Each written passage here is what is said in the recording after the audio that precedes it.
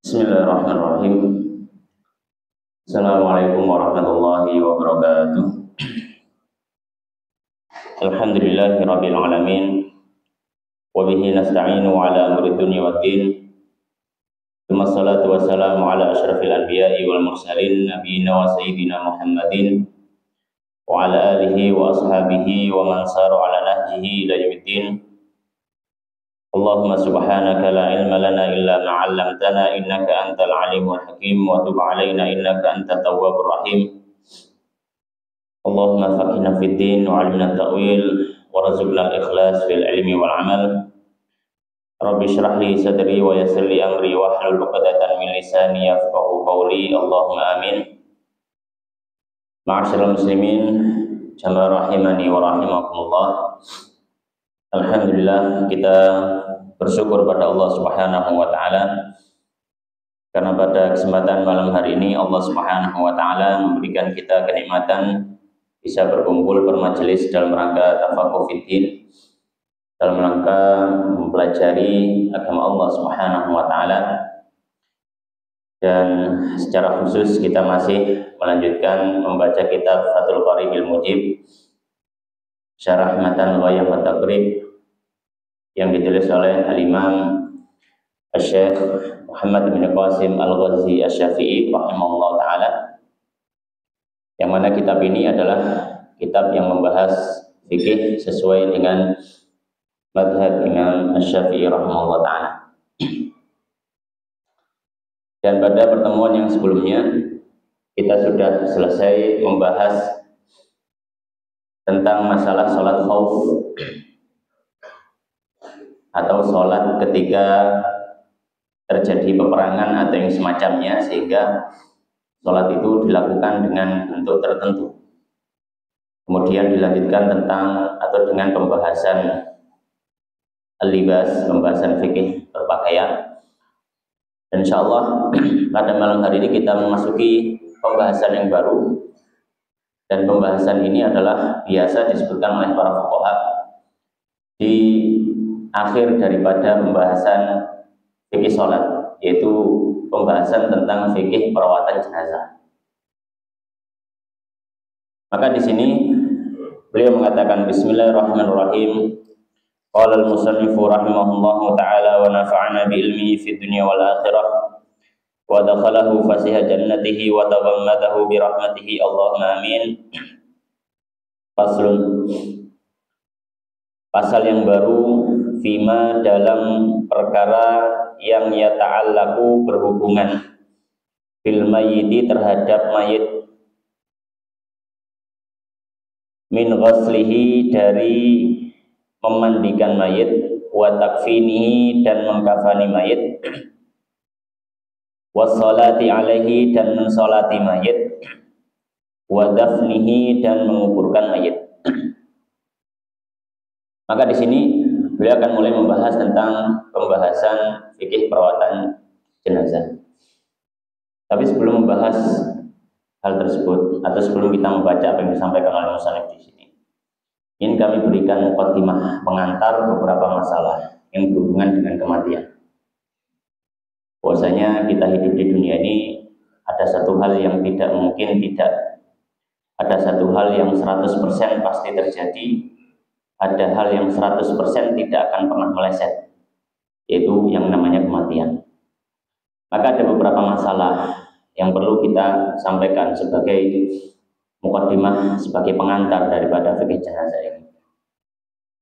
Di antaranya yang pertama, masalah yang pertama, bahwasanya disunnahkan, para ulama mengatakan disunnahkan, dianjurkan bagi seorang muslim secara khusus untuk banyak mengingat kematian. Untuk banyak mengingat kematian. Dan terlebih lagi kalau dalam kondisi dia sedang sakit, banyak-banyak mengingat kematian. Sebagaimana dalam satu hadis yang diriwayatkan oleh Imam Ibnu Majah dan selainnya dari sahabat Abu Hurairah radhiyallahu ta'ala anhu, bahwasanya Nabi sallallahu alaihi wasallam bersabda apa? Aktsiru dzikra hadhimil ladzat. Perbanyaklah kalian dari mengingat penghancur kenikmatan. Maka disebutkan oleh perawi dari hadis ini, yakni al-maut, maksudnya penghancur kenikmatan adalah kematian. Ya.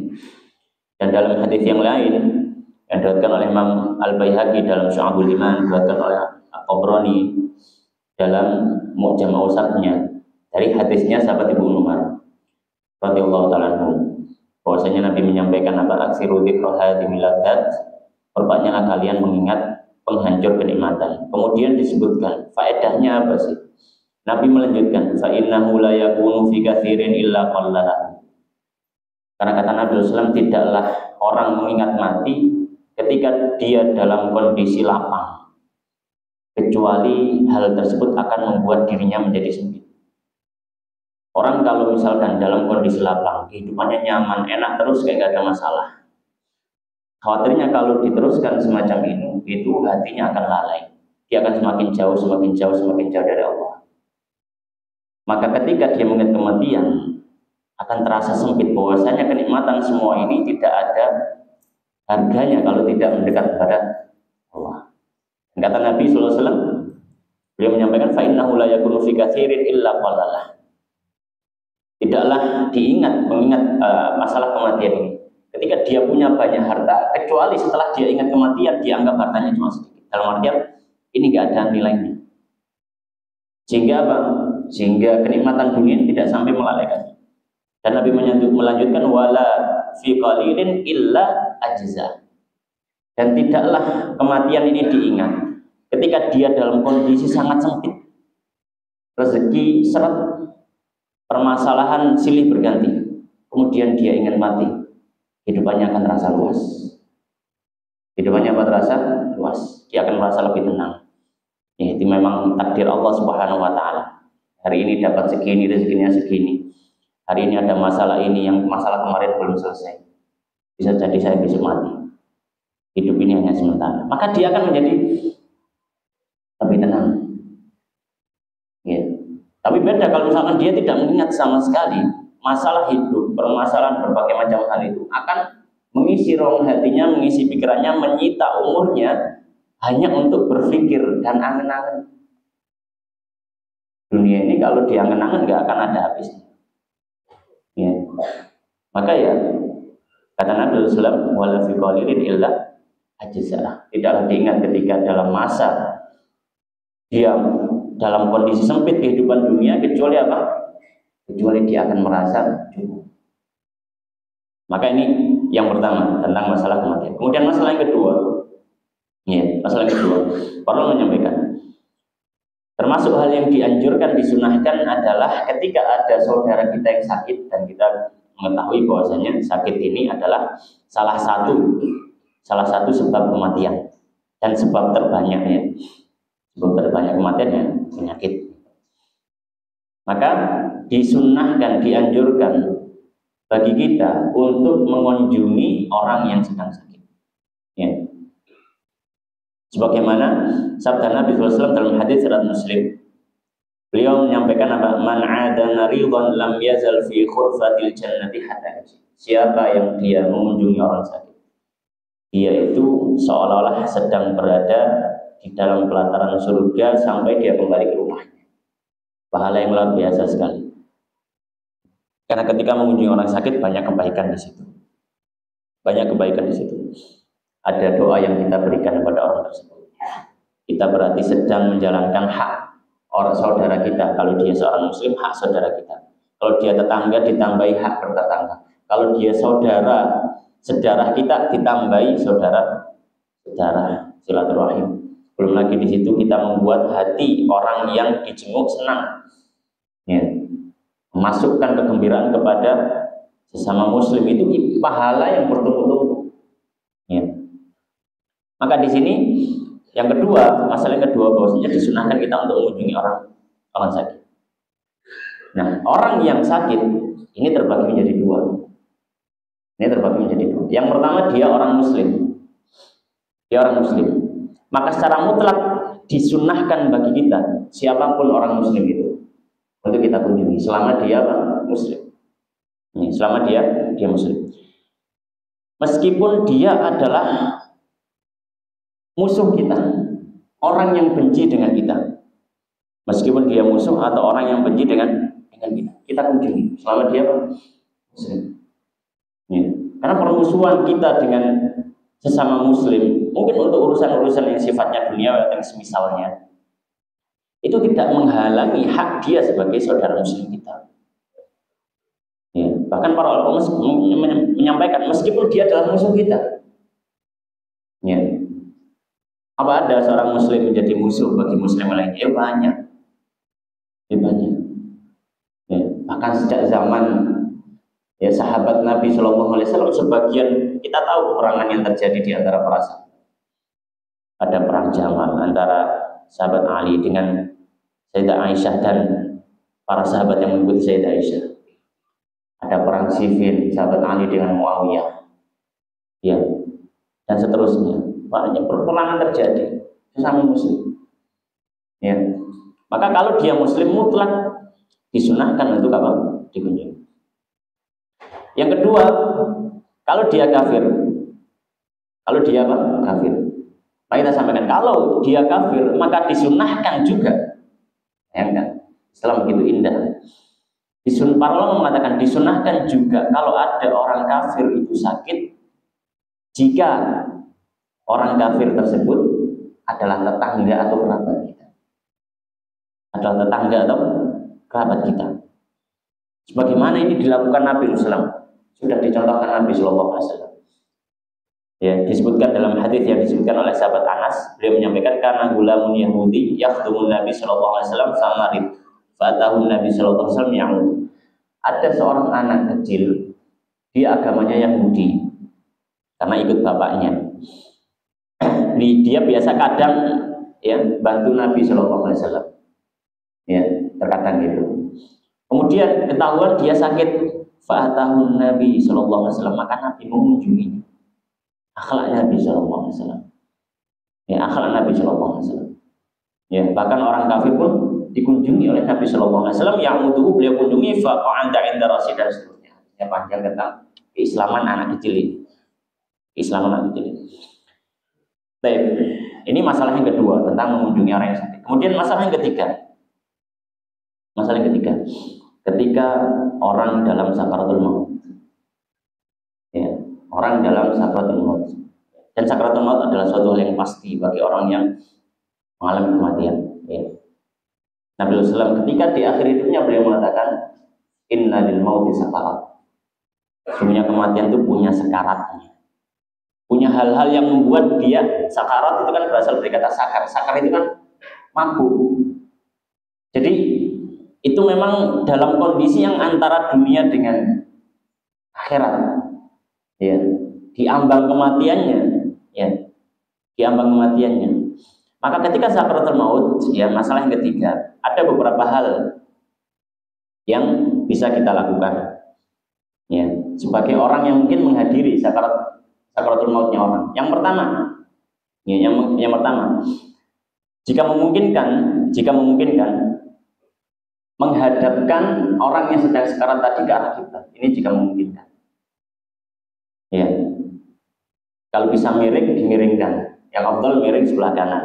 Ya, seperti posisinya dalam liang lahat. Kalau tidak bisa maka ya paling tidak kepalanya diarahkan ke arah kiblat dan kakinya juga ke arah kiblat. Jika memungkinkan, ya, jika memungkinkan. Sebagaimana ini dilandasi hadits yang diriwayatkan oleh Imam Al-Hakim, bahwasanya dari sahabat Qatadah, Nabi Sallallahu Alaihi Wasallam, ya,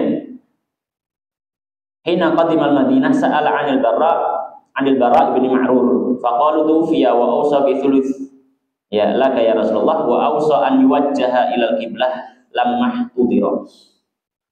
Nabi Sallam ketika ya datang ke Madinah, bahwasanya ada sahabat Bara bin Ma'rur, beliau minta izin kepada Nabi untuk membuat wasiat kepada keluarganya. Apa wasiatnya? Yang pertama, dia ingin memberikan hartanya sepertiga daripada hartanya untuk fisabilillah di jalan Allah.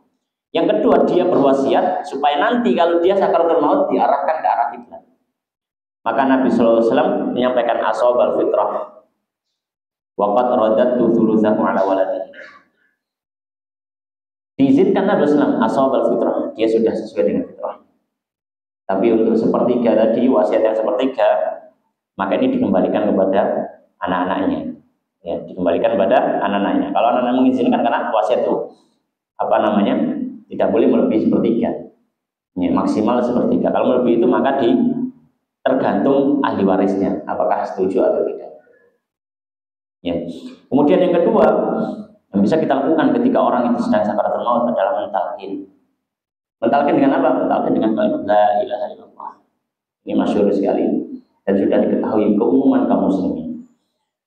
Ya, sebagaimana dalam hadis ya, yang sahih diriwayatkan oleh Muslim, Nabi SAW menyampaikan apa? Lakinu mautakum bila ilaha illallah. Talkin orang yang mati dari kalian, yang akan mati. Mautakum di sini yang akan mati.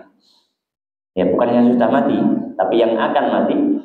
Dengan apa? Kalimat la ilaha, kalimat tauhid. Ya. Dan para fuqaha menyampaikan ketika mentalkin ini, hendaknya yang mentalkin ini adalah orang yang paling disayangi oleh yang paling disayangi. Dan ketika mentalkin jangan memaksa. Jangan memaksa. Cukup bisikkan kalimat tauhid ya, sekali atau dua kali, kemudian biarkan sejenak. Jangan ayo ikuti. Enggak. Ya, para fuqaha malah tidak menganjurkan hal semacam itu. Lam yulih halal mayyit, tidak memaksa. Jadi mental ini cuma hanya memperdengarkan kalimat la ilaha illallah. Ya. Itu yang kedua. Kemudian yang ketiga, para fuqaha menyampaikan termasuk yang bisa dilakukan ketika ada orang sakaratul maut, ya, ketika dia hendak menemui ajalnya adalah membaca surat Yasin. Membaca surat Yasin. Dan ini berlaku bagi orang yang sakaratul maut, yang hendak meninggal, bukan ya orang yang sudah meninggal, ya, bukan orang yang sudah meninggal. Dalilnya apa? Dalilnya hadis yang diriwayatkan oleh Imam Abu Dawud, bahwasanya Nabi SAW menyampaikan iqra'u Yasin ala mautahu. Bacalah Yasin atas orang yang meninggal di antara kalian. Maksudnya meninggal di sini yang akan meninggal, itu yang distatuskan oleh para fuqaha Syafi'iyah. Jadi kalau dalam mazhab Syafi'i membaca surat Yasin yang mu'tamad, yang menjadi pendapat resmi, ini pendapatnya Ibnu Hajar, Imam Romli, para pembesar mazhab Syafi'i, mereka mengatakan membaca surat Yasin ini dibaca ketika sakaratul maut, bukan ketika setelah mayat itu meninggal. Ya. Dan dalilnya ya tadi diantaranya hadis Abu Dawud dan juga riwayat yang lainnya. Dan kalau misalkan hadisnya dhaif, kita sampaikan bahwasanya sebagian ulama mensahihkan hadisnya. Ya. Kenapa? Karena riwayatnya banyak dari beberapa sahabat dan dalam kitab-kitab hadis yang cukup masyhur. Ya. Dan ini juga diamalkan oleh mazhab yang lain. Diamalkan oleh mazhab yang jadi tidak ada masalah ketika ada yang membaca surat Yasin. Tapi kalau misalkan tidak, begitu juga tidak ada masalah. Khilaf fikih biasa. Baik. Kemudian sebagian ulama yang keempat juga menambahi ya, selain surat Yasin juga bisa membaca surat Ar-Ra'd. Surat Ar-Ra'd. Karena ada satu riwayat ya dari ya seorang tabi'in bernama Jabir bin Zaid rahimahullah taala, bahwasanya beliau ya biasanya ketika ada orang yang hendak meninggal maka beliau bacakan surat Ar-Ra'd. Dari seorang ulama tabi'in yaitu Jabir bin Zaid. Ya. Dan sebagian ulama memandang bahwanya termasuk yang bisa dibaca juga surat Yasin karena mengikuti apa? Pendapat daripada tabi'in tersebut. Ya, dan ini disampaikan oleh Khatib Syirbini dari ulama Syafi'iyah dan juga ulama yang lainnya. Baik. Dan juga sebenarnya ada riwayat juga yang membahas tentang surat Yasin tadi, yaitu riwayat dari ya, sahabat Mudhaif ibn al-Harith As-Sumali. Ya, bahwasanya ketika beliau ini sekarat, sudah mendekati ajalnya, terus ada orang-orang, beliau minta bacakan untuk saya surat Yasin. Ini seorang sahabat, bacakan untuk saya surat Yasin. Ya, kemudian dibacakan, setelah itu sampai ayat ke-40 beliau meninggal. Dan hadis ini diriwayatkan oleh Imam Ahmad dan disahihkan hadisnya oleh para pentashih atau pentahqiq Musnad Imam Ahmad. Yang saya Syuaib al-Arnaud rahimahullah. Dihasankan ya, hadisnya dihasankan. Baik. Nah, ini beberapa hal yang menjadi muqaddimah, ya, muqaddimah daripada merawat jenazah ini. Kemudian kita baca apa yang ada di dalam kitab ini. Bismillahirrahmanirrahim. Qala al-musannif rahimahullahu taala wa nafa'ana bil ilmi fid dunya wal akhirah wa dakhala fasya jannatihi wa taghammadahu bi rahmatihi. Allahumma amin. Qala wa yalzamu, dan wajib hukumnya ala tariqi fardul kifayati, sesuai dengan jalan fardu kifayah. Maksudnya adalah hukumnya wajib tapi dia fardu kifayah.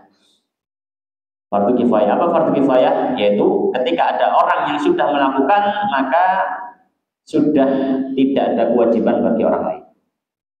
Ya. Tapi ini bisa menjadi fardu ain. Ketika apa? Ketika tidak ada orang lain yang merawat jenazah itu, cuma dia saja, maka fardu ain bagi orang itu.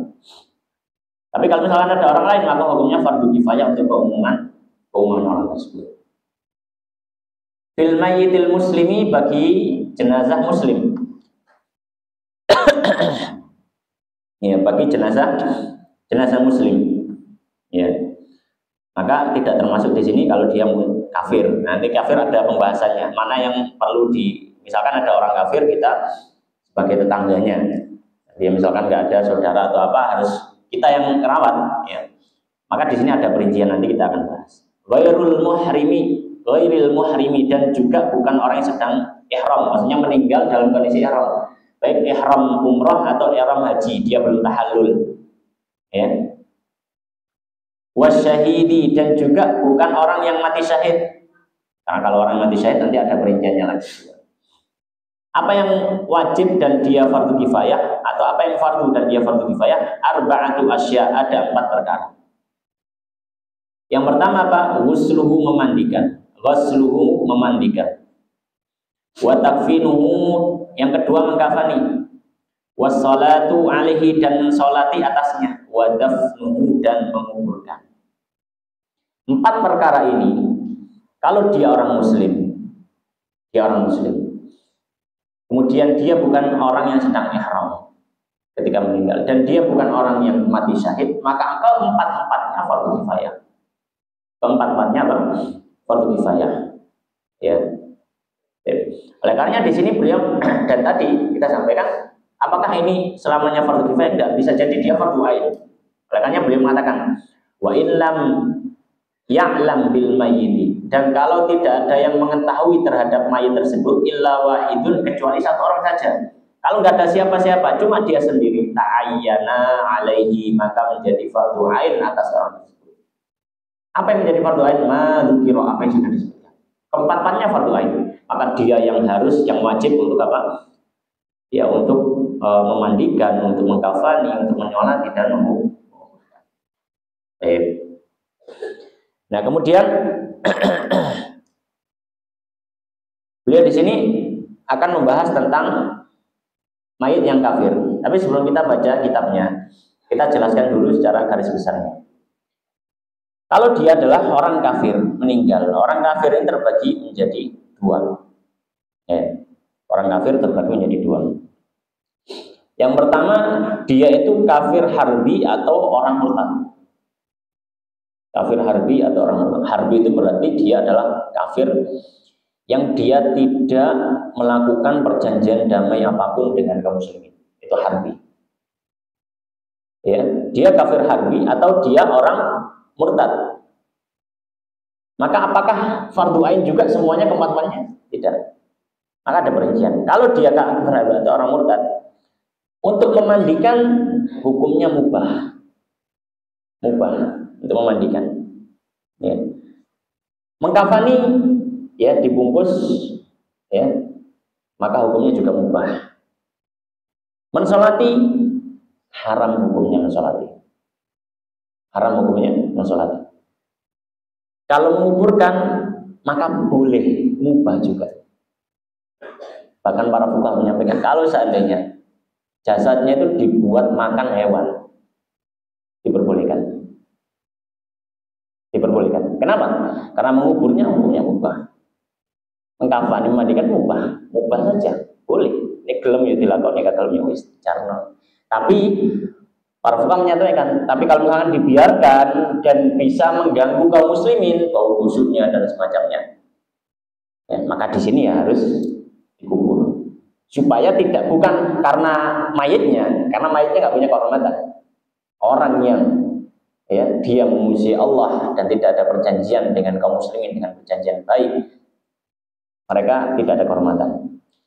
Ya, maka kalau misalkan ya dia jasadnya itu sampai mengganggu kaum muslimin karena baunya, maka ya dikuburkan. Bukan karena kehormatan dirinya, tapi kehormatan kaum muslimin, mengganggu kaum muslimin. Itu kalau dia kafir harbi atau orang murtad. Yang kedua, kalau dia bukan keduanya, dia bukan kafir harbi, dia bukan orang murtad. Seperti apa? Dia kafir dzimmi. Dia apa? Kafir dzimmi. Kafir dzimmi berarti ya kafir yang berada di negeri kita dan dia ada perjanjian damai, dia ambil jizyah dan seterusnya. Atau orang kafir mu'ahad, ya. Orang kafir yang tinggalnya mungkin tidak di tempat kita tapi punya perjanjian damai dengan kita nggak perang dan seterusnya. Mu'ahad. Atau musta'min atau musta'man. Ini adalah atau mu'amman sebagian fuqaha bahasa. Yaitu orang yang punya perjanjian damai juga, tapi dia ingin berkunjung ke negeri kaum muslimin untuk beberapa waktu. Ya, punya perjanjian damai. Nah, pokoknya selain kafir harbi dan selain orang murtad, kalau kemudian dia meninggal, terus yang ngurus kok kaum muslimin, memandikannya apa hukumnya? Memandikannya hukumnya mubah. Boleh dimandikan. Ya, gak dimandikan juga nggak masalah. Yang kedua, yajibu takfinuhum, wajib untuk dikafani. Kalau yang ngurus adalah kaum muslimin. Kalau yang ngurus adalah apa? Kaum muslimin. Ya. Yang ketiga, wa tahrumus shalah alaih. Haram hukumnya sholat. Kalau sholat hukumnya haram, tetap haram. Ya. Kemudian yang terakhir, menguburkannya wajib. Ya. Wajib untuk dikuburkan. Ya. Karena di sini dia masih punya kehormatan. Karena dia sudah melakukan perjanjian damai dengan kaum muslimin, ya. Maka di sini para fuqaha menyampaikan, ya kalau memandikannya boleh, mubah, mengkafaninnya wajib untuk menghormati dirinya, ya. Supaya tidak terbuka auratnya. Kemudian mensolatinya haram, kemudian menguburnya wajib. Ya. Nah, itu ringkasan dari apa yang akan kita baca. Baik, maka di sini beliau mengatakan qala al-musannif rahimahullah taala wa ammal mayyitu. Ya, ini masalah yang sudah kita sebutkan. Adapun orang yang mati al-kafiru dan dia orang kafir, fas-shalatu alaihi haram, maka salat atasnya haram. Mau dia kafir harbi, murtad atau yang lain. Kafir haram salatnya. Harbiyan kana au dzimmiyan, baik dia orang harbi atau kafir dzimmi. Memandikannya gimana? Wa yajuzu ghusluhu fil halain. Dan boleh untuk dimandikan dalam dua kondisi. Hanya baik orang kafir harbi atau dzimmi. Ya. Mengkafannya beliau mengatakan wa yajibu takfinu dzimmi. Dan wajib mengkafani kafir dzimmi wa dafnuhu dan juga menguburkannya. Adapun kalau dia kafir dzimmi, masalah kafan dan menguburkan akan berbeda. Kalau dia dhimmi atau yang selain harbi ya, maka wajib. Tapi kalau dia harbi atau murtad tidak wajib. Oleh karena beliau melanjutkan dunal harbi wal murtad, selain orang kafir harbi dan orang murtad. Ya, dalil dalam masalah ini diantaranya adalah firman Allah Subhanahu Wa Taala, bahwasanya Allah berfirman wala tusalli ala ahadin minhum mata abada wala takum ala qabrihi. Dan janganlah Muhammad engkau sholat yang mensolati seorang pun dari mereka. Mereka ini maksudnya adalah orang-orang munafik. Karena ayat ini turun berkenaan dengan Abdullah bin Ubay bin Salul. Dan beliau adalah rasul munafikin, pemimpinnya orang munafik. Dan munafik di zaman Nabi itu sudah dihukumi kafir dia. Secara hukum akhirat kafir dia. Tapi secara hukum negara, hukum fikih, mereka masih muamalahnya seperti orang muslim. Abdullah bin Ubay bin Salul ini secara hukum akhirat sudah neraka, pasti, abadan. Dan ini tidak bisa diterapkan di zaman setelah Nabi. Kenapa? Karena ini hukum. Karena kita tahu orang munafik itu sudah masuk derajat kafir, itu hanya taunya dari Allah. Karena Allah yang mengetahui hati hambanya. Kalau kita sekarang ada orang misalkan, kita cap orang itu munafik misalkan, kita nggak tahu dia sudah sampai derajat kafir atau tidak. Ya. Tapi kalau orang munafik di zaman Nabi, mereka dicap orang kafir secara akhirat ya. Maka dilarang oleh Allah Subhanahu wa taala untuk mensolati. Tapi ya tetap apa? Tetap dikafani, tetap dikuburkan. Ya. Kenapa? Karena mereka punya hubungan damai dengan kaum muslimin. Hubungan damai dengan kaum muslimin. Adapun kalau dia kafir hati seperti Abu Jahal, ya apa namanya Walid bin Mughirah yang mati di perang Badar itu, mereka cenderung masuk neraka. Gak ada masalah. Ya ini masalah yang kedua dalam masalah ya. Masalah tentang apa? Tentang bagaimana kalau dia kafir, orang kafir. Nah sekarang berikutnya, bagaimana kalau dia orang yang sedang ihram, meninggal dalam kondisi ihram? Dia meninggal dalam kondisi ihram, baik ihram umrah ataupun ihram haji, baik haji atau umrahnya wajib atau sunnah. Maka beliau mengatakan, adapun orang ihram, wa ammal muhrimu, adapun mayit yang muhrim, idza kufina, jika dikafani, fala yustaru ra'suhu, maka tidak ditutup kepalanya. Wala wajhul muhrimati, dan kalau dia orang yang sedang ihram tapi wanita, wajahnya juga tidak ditutup. Jadi kalau wanita wajahnya saja yang dibuka. Kalau dia adalah mayat laki-laki sedang ihram, maka dibuka seluruh kepalanya dan wajahnya sampai leher ini. Baik. Nah ini perbedaan. Kalau misalkan apa, orang itu meninggal dalam kondisi apa, ihram. Masalah berikutnya, kalau orang yang meninggal itu adalah orang yang syahid, yang mati syahid. Ya, orang yang mati apa? Mati syahid. Maka beliau mengatakan, qala wa amma syahidu, adapun orang yang mati syahid, fala yusalla alaihi, maka tidak disolati. Kama dzakarahul musannif bi qaulihi, sebagaimana disebutkan oleh Imam Abu Syuja, wasnani, dan dua orang, la yuwassalani, tidak dimandikan, wala yusalla alaihima, dan tidak disolati. Ahaduma asyahidu, salah satunya adalah orang yang mati syahid, fi ma'rakatil musyrikin, dalam peperangan lawan orang musyrik. Ya. Maka orang yang mati syahid ini wajib dikafani, haram dimandikan, wajib dikafani, haram disolati, wajib dikuburkan. Ya. Jadi kalau memandikannya itu haram, nggak boleh. Orang mati syahid tidak dimandikan, dibiarkan dikubur bersama dengan darah-darahnya. Tapi untuk mengkafaninya wajib dikafani. Disolati tidak. Bahkan para ulama mengharamkan, diharamkan disolati. Yang keempat, menguburkan, hukumnya wajib. Hukumnya wajib. Ya.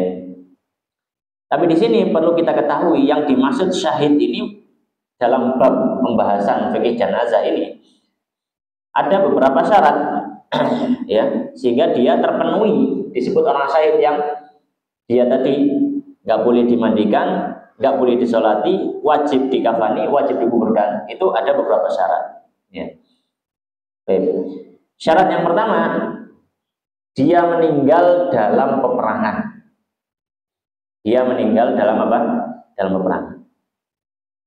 Maka kalau misalkan dia ikut perang, dia ikut perang, kemudian dia taruhlah setelah itu kena panah, perang menang, habis itu pulang ke rumah dengan luka. Sampai di rumah dia sakit lagi, dapat 3 hari 4 hari meninggal. Kita katakan orang ini tidak dihukumi syahid dalam masalah ini. Maka dia diwajibkan untuk dilakukan padanya 4 hal tadi. Ya wajib dimandikan, wajib dikafani, wajib disolati, wajib. Kenapa? Karena dia tidak memenuhi syarat pertama, apa itu? Meninggal waktu perang. Ya, meninggal di tengah-tengah perang ketika sedang peperangan. Makanya beliau menyebutkan di sini, qala wa huwa, dan orang syahid, kata beliau, man mata, orang yang meninggal fi qitalil kufar, ketika memerangi orang kafir, bisa babihi, karena sebab peperangan itu, sawaun, sama saja, qatalahu kafirun, yang membunuhnya itu orang kafir, mutlakon secara mutlak, au muslimun, atau yang membunuhnya orang muslim khotoan secara tidak sengaja. Misalkan apa? Dia perang terus ada sesama saudaranya muslim melesatkan anak panah, kemudian dihindari orang-orang kafir, kena dia, maka dia hukum syahid. Jadi hukum syahid. Au ada silahu ilaihi, atau senjatanya kembali kepada dirinya. Ya, misalkan dia menyerang orang kafir, kemudian dia terpleset atau apa, jatuh sehingga pedangnya sendiri yang menusuk tubuhnya sendiri, misalkan. Maka ini juga dihukum syahid selama dia meninggalnya di medan perang ketika dia perang. Ausaqata anda batihi, atau bahkan dia mungkin jatuh dari tunggangannya. Dia mau nyerang naik kuda, tiba-tiba kudanya terprosok, kemudian dia jatuh, diinjak sama hewan-hewan yang lain. Kemudian dia meninggal. Maka ini juga syahid selama dalam perang. Au nahwihi dari kata yang semacamnya. Ya. Dan beliau mengatakan, maka kalau misalkan dia meninggal setelah perang selesai, beliau mengatakan fa in mata ba'da qida'il qital, jika dia meninggal setelah selesainya perang, bi jirahatin fihi, meskipun dengan luka yang didapat ketika perang, yuqamu bi mautihi minha, ya, yang ditetapkan bahwanya dia akan mati karena luka tersebut, fa ghairu syahidin fil awhad, maka dia bukan dihukumi syahid dalam bab ini. Ya, sehingga apa? Dia tetap seperti kaum muslimin pada umumnya normal. Fil abhar, dalam pendapat yang paling kuat dari pendapat Imam Syafi'i. Ya, abhar ini berarti Imam Syafi'i punya beberapa pendapat. Ya, tapi pendapat yang paling kuat dan menjadi mutamad dan pendapat resmi mazhab Syafi'i, maka dia tidak dihukumi apa? Syahid. Ya. Baik, syarat yang kedua supaya dia dihukumi syahid dalam bab ini adalah musuhnya itu orang kafir. Musuh perangnya apa? Orang kafir. Maka kalau misalkan musuhnya orang muslim, ya, maka kemudian dia meninggal di tengah peperangan, dia tidak dihukumi syahid. Dia tidak dihukumi syahid. Sehingga apa? Dia wajib untuk dimandikan, wajib dikafani, wajib disolati, wajib dikuburkan. Ya. Oleh karenanya beliau mengatakan, wakada, dan demikian juga laumata, seandainya dia meninggal fi qitalil bughati, ketika memerangi para pemberontak. Bughat itu bahasa yang dipakai para fuqaha untuk membahasakan khawarij pada zaman dulu. Karena yang biasa memberontak ini khawarij. Ya. Maka qital bughat ya, dan khawarij masih muslim. Ya. Maka misalkan perang melawan para pemberontak ini dan mereka muslim, kemudian meninggal, ya dihukumi seperti kaum muslimin pada umumnya. Tidak dihukumi seorang yang syahid. Ya. Karena syahid itu adalah untuk li'i'la'i kalimatillah, meninggikan nama Allah di hadapan orang yang kufur pada Allah. Nah, ini sama-sama mengagungkan Allah. Sini Allah Akbar, sana Allah Akbar. Di sini dukurna kalimatullah. Ya ada. Semuanya ada kepentingan yang lain. Ya. Ini syarat yang kedua, yaitu apa? Yang diperangi adalah orang kafir. Kalau yang diperangi muslim, masa tidak disebut syahid dalam bab ini. Ya. Kemudian syarat yang ketiga, sebab kematian di dalam perangnya itu adalah karena peperangan. Jadi dia disyaratkan mati dalam perang. Dan sebab matinya juga karena perang. Ini apa? Maka kalau misalkan ada orang yang meninggal di medan perang, dia sedang proses perang, maka perang kan nggak harus 1 hari, beberapa hari misalkan, ya kadang istirahat dulu dan sebagainya.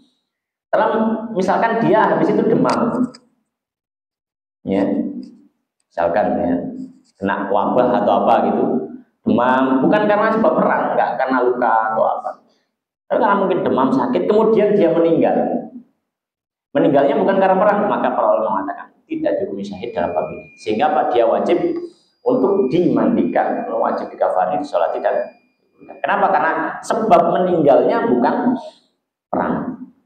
Ya, meskipun dia berada di tengah peperangan.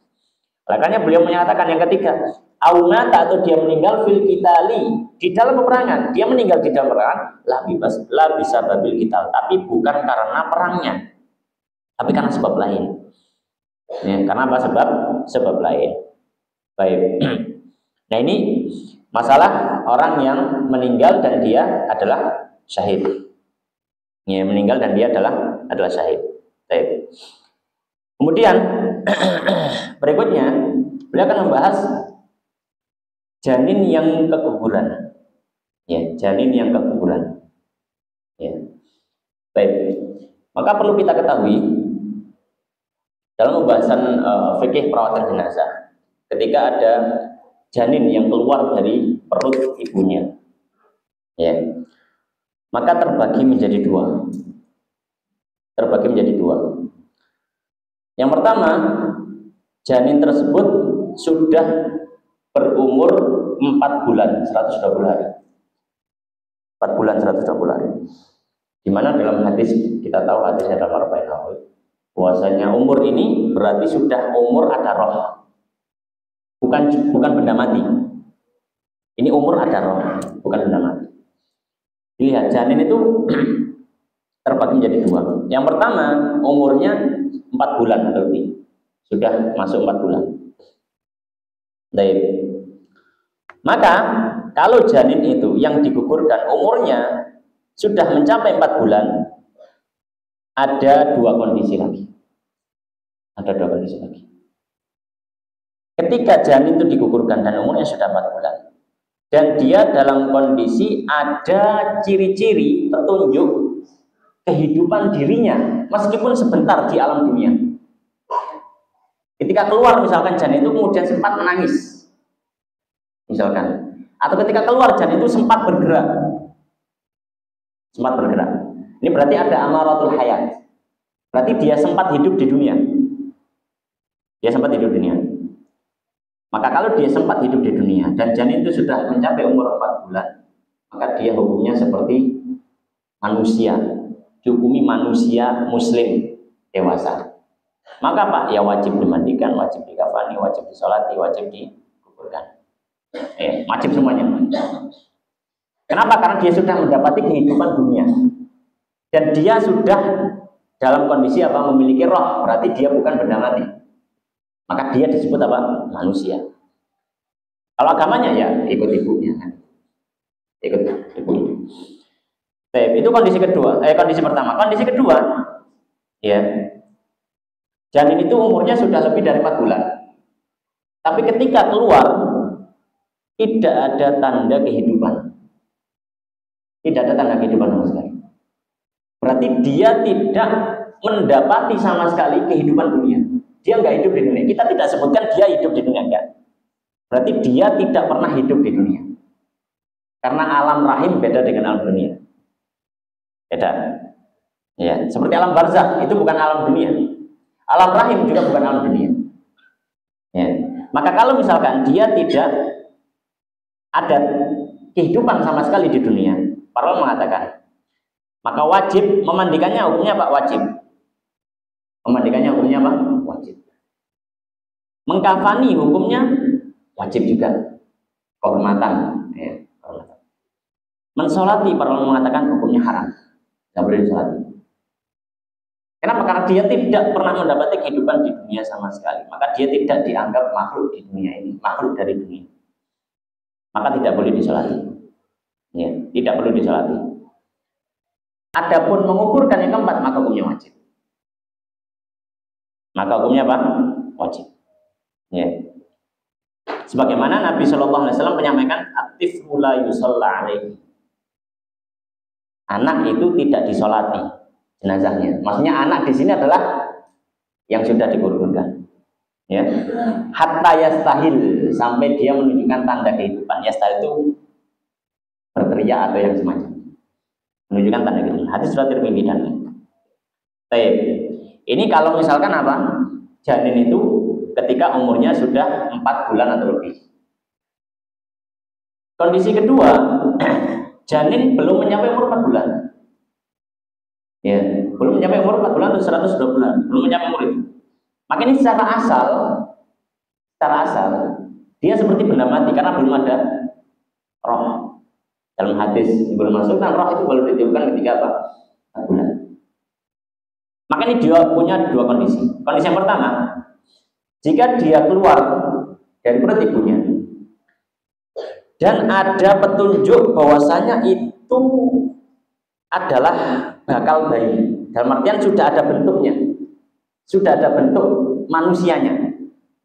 Misalkan kelihatan ini tangannya, meskipun masih kecil, masih sedikit gitu. Ya, ini tangannya, ini kepalanya, masih sudah ada kelihatan bentuknya gitu.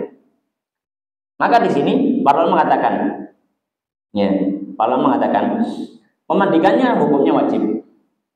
Memandikannya hukumnya wajib. Mengkafani hukumnya wajib. Mengkafani hukumnya apa? Wajib. Ya, karena berarti itu sudah menunjukkan sisi manusia dirinya, sisi manusia dirinya. Ya. Sholat haram jelas, tidak disolati. Ya. Menguburkan wajib dikuburkan, wajib dikuburkan. Ya, baik. Untuk apa? Untuk menghormati sisi bahwasanya dia manusia. Ya, di sisi bahwasanya dia apa? Manusia. Orang kafir saja dimandikan, dikafani dan dikuburkan, apalagi orang muslim kan itu. Baik. Kondisi yang kedua, kalau misalkan dia itu janinnya umurnya kurang dari 4 bulan, dia keluar, bentuknya masih belum bentuk manusia. Misalkan apa? Gumpalan darah atau gumpalan daging, tapi belum ada bentuknya belas, nggak ada bentuknya sama sekali. Maka tidak ada kewajiban apapun, hanya dianjurkan, sifatnya disunahkan. Disunahkan untuk apa? Dibungkus dengan kain kemudian dikubur. Dan hukumnya sunnah bukan wajib. Ya, hukumnya sunnah bukan wajib. Ini perincian apa yang beliau sampaikan di sini. Ya, maka beliau menekan wasani, dan yang kedua ya, asiktu, yaitu janin yang gugur, alladzi lam yastahil, yang tidak istihal. Apa istihlal itu? Lam yarfa' sautahu, yaitu tidak mengangkat suaranya sharikhon dengan keras, maksudnya dia enggak menangis, enggak apa. Ya.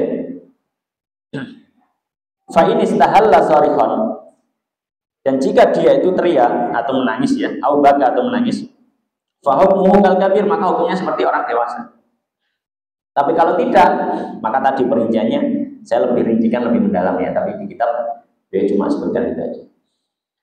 Nah, kemudian asiktu ini, apa asiktu itu? Beliau mengatakan dalam bahasa asiktu bitaslitis sin, dengan memberikan harokat sinnya bisa dengan 3 harokat, bisa dibaca siktu, bisa dibaca saktu, bisa dibaca suktu, bisa di sa, si, dan su.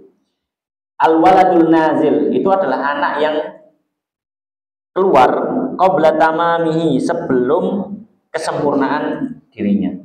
Makhudun minas sukuh. Nah, asikut ini dijadikan nama untuk janin yang gugur, diambil dari kata as-sukut. As-sukut dalam bahasa Arab artinya jatuh.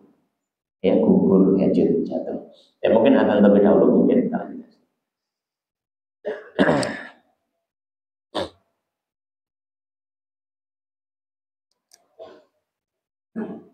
Allahu Akbar, Allahu Akbar. Allahu Akbar, Allahu Akbar. Asyhadu an la ilaha illallah.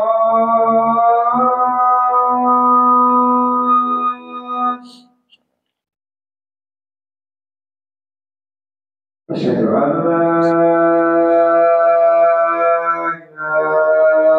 ilaha illallah.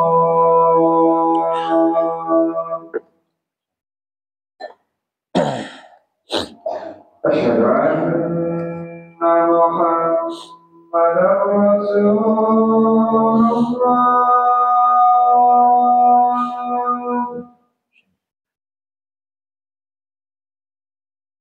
Asyhadu anna Muhammadar Rasulullah.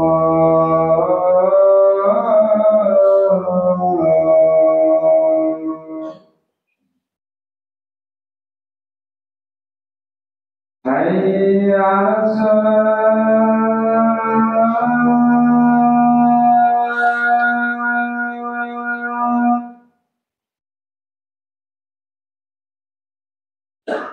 Hayya 'alas salat.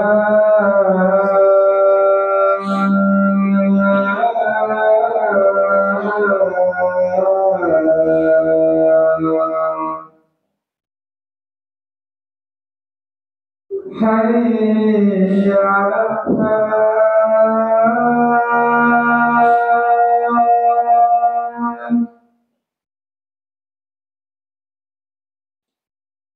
Hayya 'alal falah.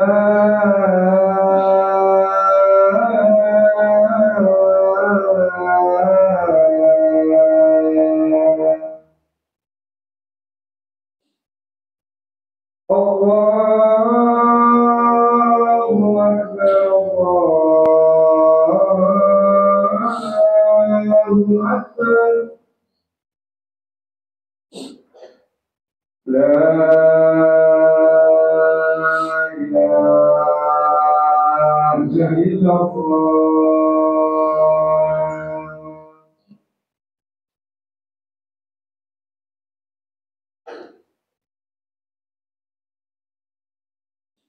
Baik, kita lanjutkan sedikit. Ya. Ada beberapa hal yang kita sebutkan sebagai faedah sebelum kita baca memandikan mayit ini. Faedah yang pertama tentang dari mana diambil biaya untuk perawatan jenazah seseorang. Ya, dari mana diambil biaya untuk perawatan jenazah seseorang. Ya, seperti ya biaya untuk beli kafannya, ya, dan semacamnya, ya, dan semacamnya. Maka para ulama mengatakan, yang pertama, biaya untuk merawat jenazah seseorang itu adalah diambil dari warisan, harta warisnya. Ya, jadi dari harta si mayit itu sendiri. Itu jika ada. Dan perawatan jenazahnya itu didahulukan ya, daripada urusan urusan masalah warisan, urusan masalah pembayaran utangnya, urusan masalah wasiat yang sudah dia buat, itu diakhirkan dulu. Jadi dikeluarkan dulu biaya untuk perawatan jenazah mayit. Baru setelah itu diurusi utang. Ya, baru setelah itu diurusi utang. Ya. Kemudian setelah itu masalah wasiat, kemudian baru setelah itu dibagi waris. Ya. Ini jika ada harta daripada mayit tersebut. Ya. Jika tidak ada, maka biaya daripada perawatan jenazah diberikan oleh orang yang semasa hidupnya punya kewajiban menafkahi. Orang yang semasa hidupnya punya kewajiban menafkahi si mayit. Misalkan kalau meninggal istri nggak meninggalkan harta, maka suami mengeluarkan biaya. Ya, maka suami mengeluarkan biaya. Ya. Kalau tidak ada juga, tidak ada dari warisan, tidak ada yang menafkahi, ya, maka yang ketiga dia diambilkan dari harta wakaf yang memang dipersiapkan untuk kematian. Ya. Harta wakaf yang memang dipersiapkan untuk kematian. Ini jika memang ada. Dan apa yang dilakukan oleh sebagian tempat, ya, sebagian tempat biasanya ada iuran kematian. Kemudian nanti kalau ada warga yang meninggal diambilkan dari iuran itu. Ya. Maka ini bisa masuk dalam kategori ini, meskipun dia bukan harta wakaf, ya, secara hukum dia adalah sifatnya tabarruk saja. Tabarruk iuran sosial itu, bukan wakaf, karena itu iuran bersama. Ya. Yang dimaksud wakaf ini memang ada orang misalkan wakaf sawah misalkan, kemudian sawah itu dikelola, hasil dari sawah itu uangnya disimpan, digunakan apa? Digunakan untuk untuk kebutuhan perawatan jenazah. Itu harta wakaf. Dan ini sebagai faedah juga di antara wakaf yang zaman dulu ya, bukan zaman sekarang, itu bukan hanya wakaf untuk bangun masjid atau bangun madrasah, bukan hanya itu. Kan para ulama dulu itu atau para orang-orang terdahulu itu wakafnya bentuk sawah. terus jadi sawah, bukan jadi masjid. Jadi sawah, dan sawah dikelola, tapi dia sifatnya wakaf. Hasilnya dibagi-bagikan kaum muslimin. Ya, jadi wakaf itu nggak harus dijadikan masjid, nggak harus dijadikan madrasah, nggak harus. Bisa wakafnya ya sawah tetap sawah. Dan kadang mungkin wah itu manfaatnya lebih besar, merata kepada kaum muslimin, nggak cuma yang sholat di masjidnya atau yang sekolah di sekolahnya. Atau misalkan saya wakafkan sawah ini misalkan, nanti hasilnya digunakan untuk makan anak pondok misalkan. Maka ini juga wakaf ya. Pak lihat, ya itu kalau misalkan ada atlak atau wakaf. Kalau misalkan juga nggak ada, ya kalau nggak ada maka diambilkan dari Baitul Mal. Kalau misalkan ada, ya dari harta pemerintah. Ya, kalau memang benar-benar nggak ada juga, maka siapa yang kaya dari kaum muslimin? Ya, siapa yang kaya daripada kaum muslimin ditarik. Baik. Kemudian ini faedah yang pertama. Faedah yang kedua, ya, faedah yang kedua. Ada satu hadis dalam riwayat Muslim disebutkan dari sahabat Uqbah bin Amir, beliau mengatakan, "Shalla Rasulullah SAW ala qatla Uhudin." Summa sa'idal minbar. Suatu ketika Nabi Shallallahu Alaihi Wasallam pernah sholat atas para syuhada Uhud. Hadisnya riwayat Muslim. Ya, mungkin sebagian kaum muslimin ketika membaca hadis ini begitu saja akan memahami berarti orang yang mati syahid boleh disolati. Ya, mungkin orang yang mati syahid boleh disolati. Tapi para fuqaha, para pensyarah hadis ketika membaca hadis ini mereka tidak mentafsiri.